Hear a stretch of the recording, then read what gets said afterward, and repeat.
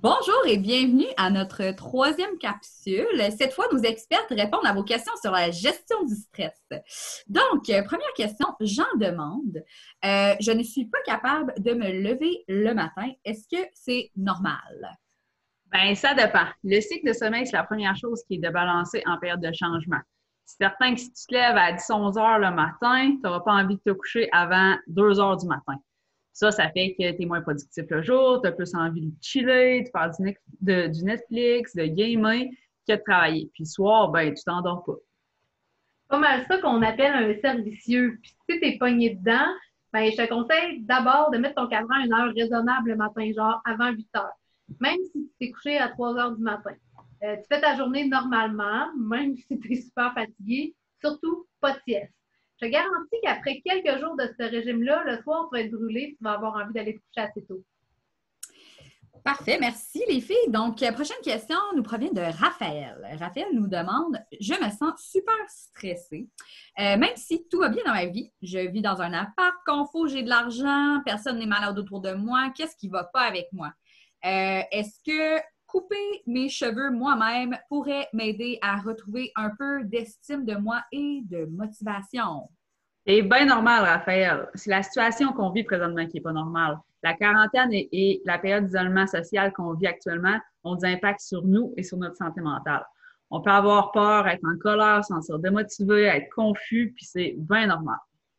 Savais-tu qu'il existait trois grands facteurs pour prédire le degré de stress? Sa prévisibilité, le contrôle qu'on a sur l'événement, puis l'ampleur qu'il prend dans nos vies. Dans le cas de la COVID-19, même si tu as écouté tous les films de pandémie des 25 dernières années, c'était assez dur de s'imaginer que ça allait arriver ici.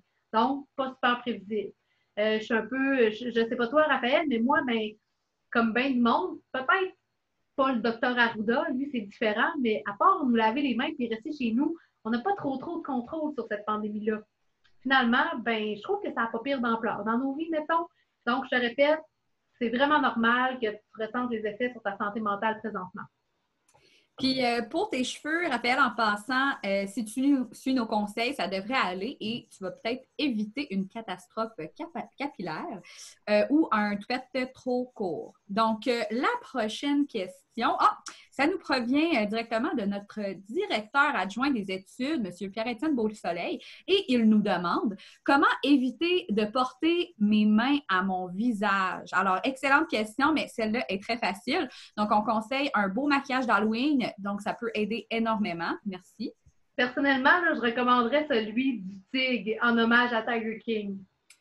Oui, effectivement, ça serait un beau hommage. Donc, Jason qui nous écrit je sais que c'est normal que j'aille pas super bien, que je me sente plus stressée et anxieux, mais je sais pas comment faire pour aller mieux. Auriez-vous des trucs? Première des choses, Jason, Slack sur l'information non essentielle. Facebook, Twitter, Instagram, c'est pas des sources fiables d'informations, ça fait juste augmenter ton stress. Fais-toi une routine que tu vas respecter et comprends chaque jour des moments d'études, d'activité physique, de repos, de loisirs, des contacts virtuels avec des gens que t'aimes. Attention à ta consommation d'alcool et de drogue. Oui, François Legault, il a dit qu'un petit verre de temps en temps, ça pouvait aider à se détendre. Mais il y a deux mots-clés dans sa phrase. Un verre, puis de temps en temps. Si tu te rends compte que ta consommation, elle augmente ou qu'elle sert à t'empêcher d'arrêter de sentir des émotions, ben c'est peut-être le temps de diminuer puis de demander de l'aide. Prends le temps d'analyser si les changements chez toi et qui te semblent sains ou pas. Si tu t'inquiètes, tu peux dresser une liste des choses et des stratégies qui t'aideraient à retrouver ton équilibre. Genre apprendre une chorégraphie sur TikTok. Comme ça, quand ça va pas, tu peux avoir cette liste et essayer des choses. Puis parle, ça semble niaiseux comme conseil, mais jaser avec quelqu'un, ça aide beaucoup. Tu as besoin de support professionnel, n'hésite pas, tu peux nous écrire en privé, contacter ton appui ou aller voir sur le net, tu vas trouver plein de ressources. Puis, oublie surtout pas d'être bienveillant envers toi-même. C'est quoi ça, cette affaire-là de bienveillance? La bienveillance, là, c'est la capacité à être indulgent, gentil puis attentionné envers soi. En gros, c'est la manière dont tu traiterais une personne que tu aimes beaucoup, mais envers toi-même.